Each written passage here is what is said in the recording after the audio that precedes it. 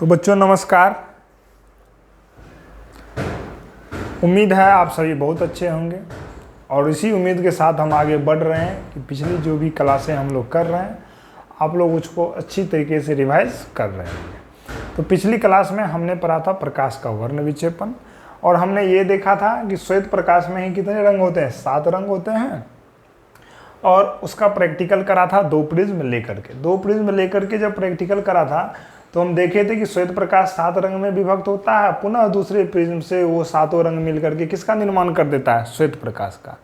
तो इससे तो यह बात सिद्ध हो गया कि वो जो 7 रंग है वो किस में है, श्वेत प्रकाश में है कि नहीं। तो उसी को हम लोग लिखे यहाँ पे, जब श्वेत प्रकाश को 2 प्रिज्म से गुजारते हैं तो वर्ण विक्षेपण के पश्चात पुनः श्वेत प्रकाश प्राप्त होता है। इससे यह सिद्ध होता है कि श्वेत प्रकाश में ही कितने रंग हैं, 7 रंग हैं, प्रिज्म में 7 रंग क्या है, नहीं है। ठीक है बच्चों, तो आप लोग इसको इस डायग्राम के नीचे पिछले दिन हम लोग डायग्राम पढ़े थे, डायग्राम के नीचे ये चीज़ क्या कीजिए, लिख लीजिए, नहीं लिखे थे। अब हम लोग चलते हैं वर्ण विक्षेपण का उदाहरण। किधर चलते हैं, वर्ण विक्षेपण का उदाहरण। और हम बताए थे कि वर्ण विक्षेपण का सबसे मस्त उदाहरण है इंद्रधनुष का बनना। वायुमंडल में किसका बनना, इंद्रधनुष का बनना। तो हम लोग उसी को देखेंगे आज कि इंद्रधनुष कैसे बनता है। पहले आप लोग इसको लिखिए, है कि नहीं। ठीक है, तो वर्ण विक्षेपण का क्या उदाहरण है, इंद्रधनुष का बनना, है कि नहीं। Formation of rainbow, formation of rainbow. Rainbow का हिंदी क्या होता है, इंद्रधनुष। ठीक है बच्चों, तो होता क्या है, ध्यान से देखिए। जब बारिश होती रहती है ना, यदि उसी समय सूरज भी निकली हुई है, मान लीजिए कि एक साइड बारिश हो रही है और दूसरे साइड सूरज की किरणें आ रही है, तो बारिश की जो बूंदें लगातार बरस रही है, वो बारिश की बूंदें ना प्रिज्म का काम करता है। किसका काम करता है, प्रिज्म का काम। मान लीजिए यहाँ पे बहुत सारी बारिश हो रही है, इधर बारिश नहीं हो रही, इधर सूरज की किरणें निकली हुई है, तो सूरज की किरणें उधर से इधर की ओर आ रही है कि नहीं। तो यहाँ पे जो लगातार बारिश बरस रही है, तो वर्षा की बूंदें जो लगातार गिर रही है वो किसका काम कर रही है, प्रिज्म का काम कर रही है।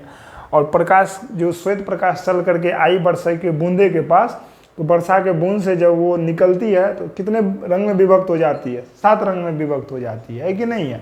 और वो एक 7 रंग की क्या बना लेती है, पट्टी बना लेती है, जिसे ही हम लोग क्या बोलते हैं, इंद्रधनुष बोलते हैं। क्या बोलते हैं, इंद्रधनुष। ठीक है बच्चों, उम्मीद है कि समझ में आ गया होगा कि इंद्रधनुष का क्यों निर्माण होता है। क्योंकि वहाँ पे वर्षा की जो लगातार बूंद गिर रहा है वो कैसा व्यवहार करता है, वो प्रिज्म जैसा व्यवहार करता है। और प्रिज्म जैसा व्यवहार करने के कारण श्वेत प्रकाश जो ही उधर से गुजरेगी तो कितने रंग में विभक्त हो जाएगी, 7 रंग में विभक्त हो जाएगी। और वही 7 रंग की पट्टी वही 7 रंग की पट्टी जो निर्माण होता है उसे हम लोग क्या कहते हैं, इंद्रधनुष कहते हैं। ठीक है, तो ये हो गया इंद्रधनुष का फोटो, आप लोग तो देखे ही होंगे, है कि नहीं। इस प्रकार से होता है कि नहीं।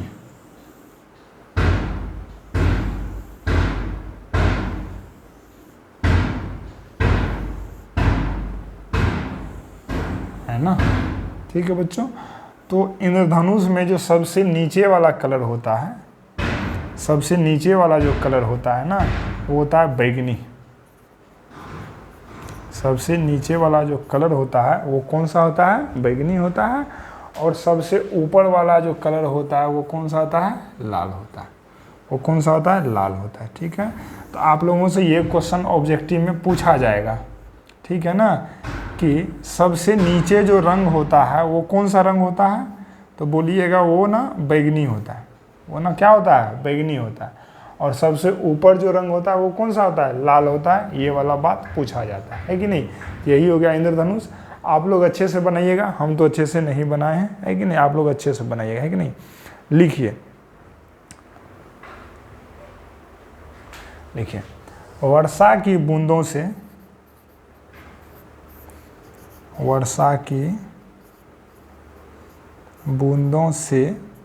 जब श्वेत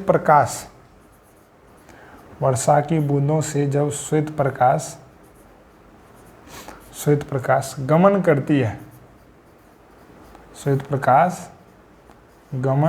करती है, तो वह 7 रंगों में विभक्त हो जाती है तो वह 7 रंगों में विभक्त होकर 7 रंगों में विभक्त होकर एक पट्टी का निर्माण करती है। एक पट्टी का निर्माण करती है।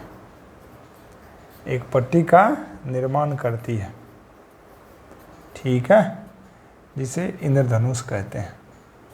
जिसे क्या कहते हैं? जिसे इंद्रधनुष कहते हैं। जिसे इंद्रधनुष कहते हैं, है कि नहीं? तो सबसे नीचे वाला रंग कौन सा होता है? बैगनी रंग होता है, ठीक है ना। इंद्रधनुष में सबसे नीचे का रंग, इंद्रधनुष में सबसे नीचे का रंग, ठीक है, इंद्रधनुष में सबसे नीचे का रंग कौन होता है? बैगनी होता है। सबसे नीचे का रंग बैगनी होता है तथा सबसे ऊपर का रंग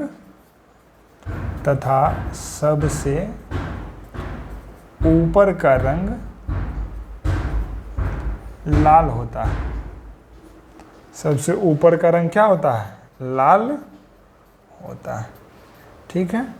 उम्मीद है इंद्रधनुष भी समझ में आ गया होगा। अब हम लोग चलते हैं प्रकाश का प्रकीर्णन। किधर चलते हैं? प्रकाश का प्रकीर्णन। पहले आप इसको लिखिए, स्क्रीनशॉट लीजिए। देखिए, अब हम लोग चल रहे हैं प्रकाश का प्रकीर्णन, स्कैटरिंग ऑफ लाइट क्या होता है, ठीक है ना। देखते हैं ध्यान से। देखिए, पहले समझिए बातों को। होता क्या है, जब सूर्य की प्रकाश वायुमंडल में प्रवेश करती है तो हम पिछली क्लास में ही पढ़े थे कि वायुमंडल के बाहर जब जाते हैं, ऊपर जाते हैं, तो वहाँ पे धूल कण क्या है? नहीं है, निर्वात है वहाँ कुछ भी नहीं है। लेकिन जो ही वायुमंडल में प्रवेश करते हैं तो धूल कण, गैस, बहुत सारी चीज़ें हैं, है कि नहीं है। तो जब श्वेत प्रकाश वायुमंडल में प्रवेश करती है तो बहुत सारे धूल कण से टकरा कर इधर उधर क्या हो जाती है? फैल जाती है, इधर उधर छितर जाती है, ठीक है ना। श्वेत प्रकाश जब वायुमंडल में प्रवेश करती है तो श्वेत प्रकाश का कुछ भाग धूल कण से टकरा के इधर उधर फैल जाती है और शेष भाग आगे की ओर क्या करती है? ट्रेवल करती है, आगे की ओर चलती है। तो धूल कण से श्वेत प्रकाश का टकरा कर इधर उधर छितर जाने की घटना ही क्या कहलाती है? प्रकाश का प्रकीर्णन कहलाती है। क्या कहलाती है? प्रकाश का प्रकीर्णन। तो उम्मीद है आपको समझ में आ गया होगा, है कि नहीं है। प्रकाश का प्रकीर्णन क्या हुआ कि जब श्वेत प्रकाश वायुमंडल में आती है तो धूल कण से टकरा के इधर उधर क्या हो जाती है? छितर जाती है। उसी घटना को हम लोग क्या बोलते हैं? प्रकाश का प्रकीर्णन बोलते हैं, है कि नहीं है। तो लिखते हैं इसको, है कि नहीं। लिखिए, जब श्वेत प्रकाश वायुमंडल के धूल कण से टकराती है, जब श्वेत प्रकाश वायुमंडल के धूल कण से टकराती है, जब श्वेत प्रकाश वायुमंडल के धूल कण से टकराती है, तो प्रकाश का कुछ भाग इधर उधर, तो प्रकाश का कुछ भाग चारों ओर दे दिए ना, चारों ओर छितर जाती है, स्कैटर हो जाती है, छितर जाती है, ठीक है ना। चारों ओर छितर जाती है तथा शेष भाग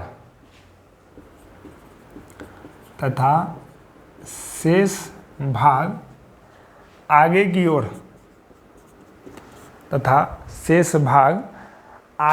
ओर, सीधे निकल जाती है। शेष भाग सीधे निकल जाए, आगे हटा दिए, शेष भाग सीधे निकल जाती है कि नहीं है। शेष भाग सीधे निकल जाती है। इसी घटना को, प्रकाश के इसी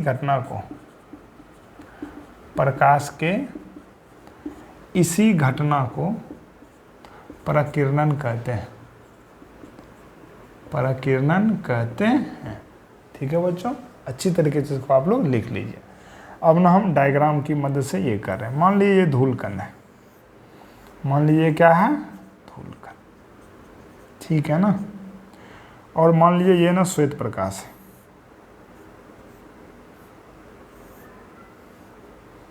ये कौन सा प्रकाश हो गया, श्वेत प्रकाश। ये हो गया धूलकण और ये क्या हो गया, श्वेत प्रकाश। श्वेत प्रकाश जो ही धूलकण से टकराया तो चारों ओर क्या हो गया, इधर उधर फैल गया। कुछ भाग ही क्या हो गया, फैल गया। और शेष भाग किधर की ओर चला गया, आगे की ओर चला गया। ठीक है ना, श्वेत प्रकाश का शेष भाग, श्वेत प्रकाश का शेष भाग है कि नहीं। और ये क्या हो गया, प्रकिरणित प्रकाश।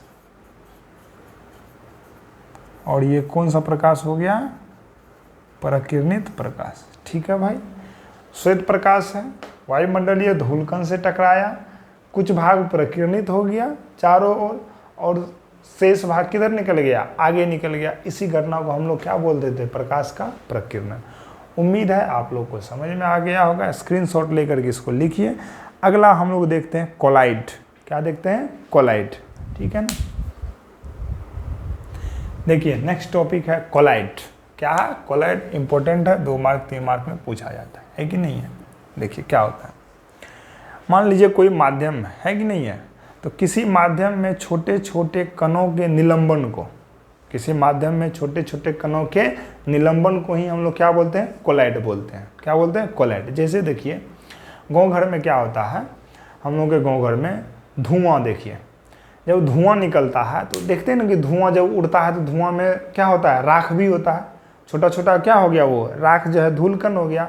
तो धुआं हो गया, राख हो गया, और उसमें क्या है, हवा है। तो हवा में क्या क्या हो गया, धुआं भी मिक्स हो गया और छोटे छोटे कण राख भी मिक्स हो गया। तो वही क्या कहलाया गया, कोलाइड। वही क्या कहला गया, कोलाइड।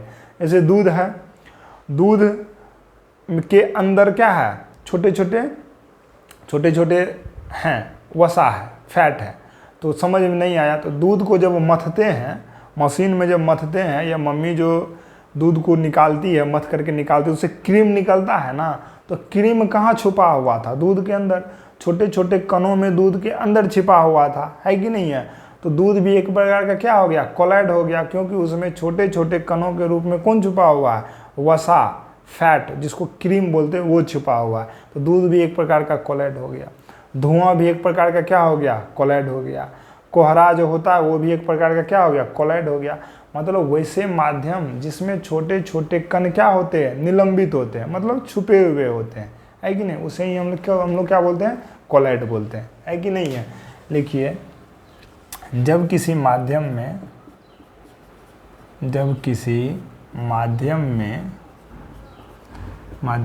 छोटे छोटे कण, जब किसी माध्यम में छोटे छोटे कण निलंबन होते हैं, छोटे छोटे कण निलंबन होते हैं, तो उसे कोलाइड कहा जाता है। तो उसे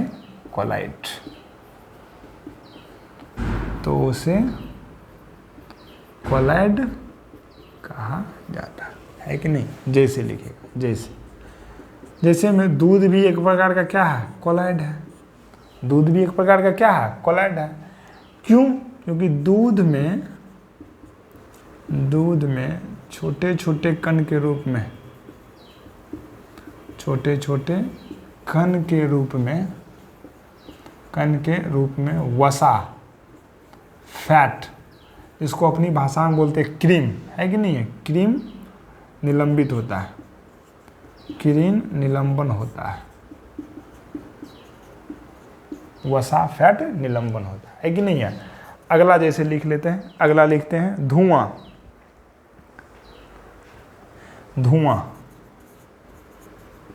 धुआं में क्या होता है, राख होता है। राख जो है, राख कण हवा के साथ क्या होता है, निलंबन होता है, निलंबित होता है, हवा में निलंबित होता है,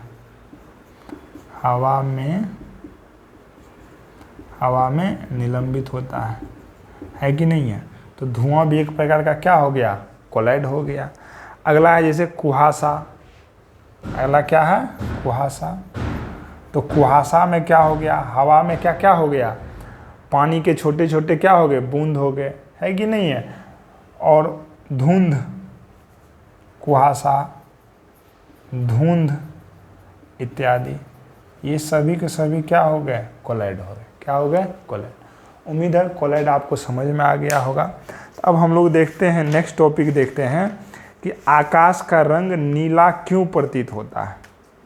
आकाश का रंग नीला क्यों प्रतीत होता है, और चंद्रमा पे से देखने पर पृथ्वी का वायुमंडल कैसा प्रतीत होता है। ठीक है ना।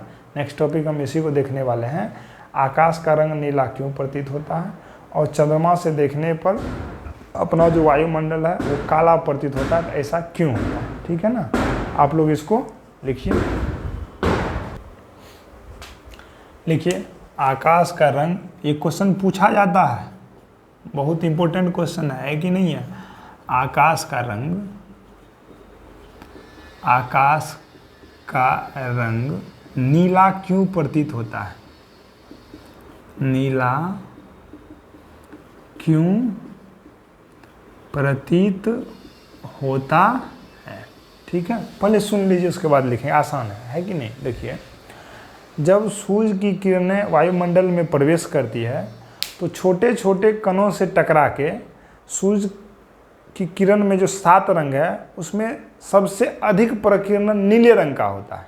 ठीक है ना। इसीलिए प्रकाश कैसा प्रतीत होता है, नीला रंग का प्रतीत होता है। समझ में आ गया। देखिए, सूर्य की किरणों में कितने रंग, 7 रंग। और जब सूर्य की प्रकाश वायुमंडल में प्रवेश करती है तो हम बताए थे धूल कण से टकरा के क्या होती है, प्रकीर्णित होती है। मतलब प्रकाश का कुछ भाग इधर उधर फैल जाता है। उस दौरान क्या होता है, नीले रंग का फैलाव सबसे अधिक होता है। नीले रंग का फैलाव सबसे क्या होता है, अधिक होता है। इसीलिए हमको प्रकाश कैसा प्रतीत होता है, नीला रंग का प्रतीत होता है।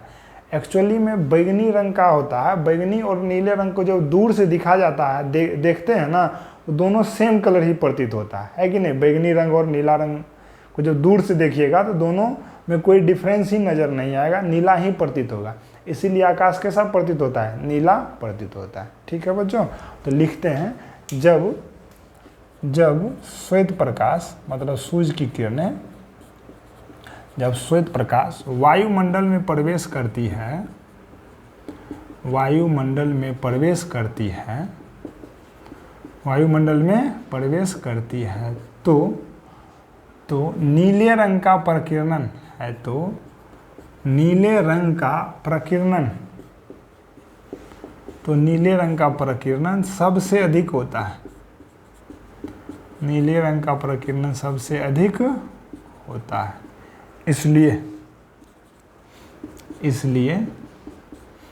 इसलिए आकाश का रंग नीला प्रतीत होता है। इसलिए आकाश का रंग कैसा प्रतीत होता है, नीला प्रतीत होता है। ठीक है भाई। अब देखते हैं नेक्स्ट क्वेश्चन देखते हैं। ठीक है ना। चंद्रमा से देखने पर वायुमंडल कैसा प्रतीत होता है कि नहीं। चंद्रमा से देखने पर अगला क्वेश्चन बहुत इंपॉर्टेंट।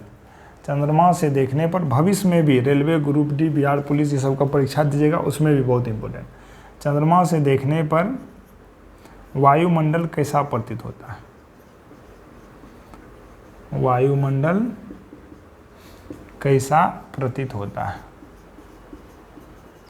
कैसा प्रतीत होता है। तो लिखिएगा काला। उत्तर में क्या हो जाएगा, काला प्रतीत होता है। ठीक है ना। मतलब चंद्रमा से देखने पर वायुमंडल कैसा प्रतीत होता है, काला प्रतीत होता है। ठीक है ना। क्यों, क्योंकि चंद्रमा पे वायुमंडल है ही नहीं। वायुमंडल नहीं होगा तो वहाँ पे प्रकाश का प्रकीर्णन क्या होगा, नहीं होगा, है कि नहीं। लिखिएगा, उत्तर दे करके लिखिएगा, चंद्रमा से देखने पर ठीक है ना, वायुमंडल काला प्रतीत होता है। वायुमंडल काला प्रतीत होता है, काला प्रतीत होता है। क्योंकि चंद्रमा क्योंकि चंद्रमा पे वायुमंडल उपस्थित नहीं है, वायुमंडल नहीं है, जिससे प्रकाश का प्रकीर्णन नहीं होता है, जिससे प्रकाश का प्रकीर्णन नहीं होता है। ठीक है ना। जो ही प्रकाश का प्रकीर्णन नहीं हुआ तो हमको कैसा वायुमंडल प्रतीत होगा? काला प्रतीत होगा। ठीक है ना। उम्मीद है समझ में आ गया होगा। अगला टॉपिक देखते हैं, लास्ट टॉपिक है इस चैप्टर का, सूर्य का रंग। किसका रंग? सूर्य का रंग। तो सुन लेते हैं, देखिएगा सूर्य का रंग क्या होता है, फिर लिख लेंगे। सूर्य का रंग देखते होंगे कि सुबह में सूर्य का रंग लाल दिखता है, दोपहर में सूर्य का रंग पूरा उजला दिखता है, और फिर शाम हो जाती है तो फिर सूर्य का रंग कैसा दिखने लगता है? लाल दिखने लगता है। तो ऐसा क्यों होता है? ठीक है ना। ध्यान से देखिएगा, समझने की कोशिश कीजिए। आप लोग इसको लिख लिए, ठीक है। तो हम मिटाते हैं इसको, है ना। मिटा करके तुरंत में समझा देते हैं सूरज का रंग कि सुबह में लाल, दोपहर में श्वेत मतलब उजला रंग, और शाम में फिर लाल क्यों प्रतीत होता है कि नहीं है? मान लीजिए ये अपना पृथ्वी है, ध्यान से देखिएगा, भावनाओं को समझिएगा। मान लीजिए क्या पृथ्वी है, और मान लीजिए दोपहर से पहले चालू करते हैं। दोपहर में सूर्य कहाँ होती है? ऊपर में। अभी का जो मौसम है, दोपहर में सूर्य कहाँ होती है? ऊपर में। और देखिएगा कि 12 बजे ना बहुत ज़्यादा गर्मी लगती है। क्यों गर्मी लगती है? क्योंकि उस समय पृथ्वी और सूर्य की दूरी बहुत ही क्या होती है? कम होती है। दूरी बहुत क्या होती है? कम। अब ध्यान से देखिएगा, दोपहर में दूरी कम होने के कारण जो प्रकीर्णन है वो कम होगा, क्योंकि सूरज की रोशनी को ज़्यादा दूरी तय करना पड़ेगा, तब तो ज़्यादा प्रकीर्णन होगा। दोपहर में दूरी कम होने के कारण श्वेत प्रकाश को कम चलना पड़ रहा है। तो जो ही कम चलना पड़ेगा तो वहाँ पे प्रकीर्णन क्या होएगी? कम होएगी। और जो ही प्रकीर्णन कम होगी तो वो जिस रंग का है उसी रंग का प्रतीत होगा, है कि नहीं है? तो इसीलिए दोपहर में कैसा प्रतीत होता है? श्वेत रंग का प्रतीत होता है। कैसा प्रतीत होता है? सूरज की किरणें कैसी प्रतीत होती है? श्वेत रंग की प्रतीत होती है। लेकिन वही मान लीजिए सुबह हो गया या शाम हो गया, सुबह हो गया या शाम हो गया, तो सुबह में तो शाम में तो यहाँ पर होगा, सुबह में यहाँ पर होगा, है कि नहीं है? सुबह या शाम में देखिएगा तो प्रकाश की किरणें यहाँ से निकल के इसको ज़्यादा दूरी तय करना पड़ रहा है। कितना दूरी तय करना पड़ रहा है? ज़्यादा दूरी तय करना। तो ज़्यादा दूरी तय होने के कारण शेष रंग क्या हो जाती है? प्रकीर्णित। मतलब बैगनी रंग, नीला रंग, ये सब क्या हो जाती है? प्रकीर्णित हो जाती है। और ये सभी रंग प्रकीर्णित हो गई तो आगे शेष कौन सा रंग चला? केवल और केवल कौन सा रंग चला? लाल रंग। क्योंकि लाल रंग का प्रकीर्णन बताए थे विक्षेपण में, लाल रंग का प्रकीर्णन सबसे क्या होता है? कम होता है, विचलन सबसे कम होता है। तो बाकी रंग का विचलन हो गया, प्रकीर्णित हो गई, लाल रंग आगे की ओर क्या करती है? गमन करती है। इसीलिए सुबह में और शाम में सूर्य का रंग कैसा प्रतीत होता है? लाल रंग का प्रतीत होता है, परंतु दोपहर में श्वेत रंग में ही दिखता है, उजला रंग में ही दिखता है। समझ में आ गया ना? क्यों? क्योंकि दोपहर में कम दूरी होने के कारण प्रकीर्णन कम होता है। सुबह तथा शाम में सूरज और पृथ्वी की दूरी ज़्यादा हो जाने के कारण प्रकीर्णन क्या हो जाती है? ज़्यादा हो जाती है, और केवल लाल रंग ही आगे गमन करता है। इसीलिए उस समय कैसा प्रतीत होता है? लाल रंग प्रतीत होता है। समझ में आ गया बच्चों? उम्मीद है समझ में आ गया होगा। हम इसको क्या करते हैं? लिख देते हैं, आप लोग, है कि नहीं है? डायग्राम बनाइए, है ना बच्चों? लिख लिए। दोपहर में सूर्य की किरणें अपने वास्तविक रंग में दिखती है, क्योंकि उस समय सूर्य और पृथ्वी की दूरी कम होती है, जिससे प्रकीर्णन क्या होता है? कम होता है कि नहीं? अब यहाँ पे लिखते हैं सूर्योदय तथा सूर्यास्त के समय, सूर्योदय तथा सूर्यास्त के समय, सूर्योदय तथा सूर्यास्त के समय सूर्य की किरणों को अधिक दूरी तय करना होता है। सूर्य की किरणों को अधिक दूरी तय करना होता है, जिससे नीले रंग का प्रकीर्णन का प्रकीर्णन अधिक होता है और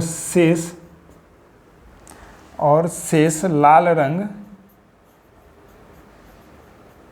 और शेष प्रकाश कहने का मतलब उसमें अधिकतर कौन सा रंग होता है? लाल रंग आगे की ओर जाती है, आगे की ओर गमन करती है, आगे की ओर गमन कर पृथ्वी तक पहुंचती है, पृथ्वी तक पहुंचती है। इसलिए सूर्योदय और सूर्यास्त के समय, इसलिए सूर्योदय और सूर्यास्त के समय सूर्य का रंग लाल दिखता है, ठीक है बच्चों। उम्मीद है आप लोगों को समझ में आ गया होगा और बहुत अच्छी तरीके से समझ में आ गया होगा। जो भी परिभाषा को लिखे हैं वो सारी परिभाषाओं को अपनी लैंग्वेज में लिखे हैं, जिसको आपको पढ़ने में, याद करने में भी क्या होगी? आसानी होगी। इसी के साथ ये चैप्टर भी कंप्लीट होता है। नमस्कार, धन्यवाद। अच्छी तरीके से रिवीजन कीजिए और अच्छे से पढ़िए। नेक्स्ट वीडियो में आएंगे नया चैप्टर लेकर के, वो रहेगा विद्युत धारा। ठीक है, नया चैप्टर, नया ऊर्जा, नया मेथड और आसान तरीकों के साथ। तब तक नमस्कार।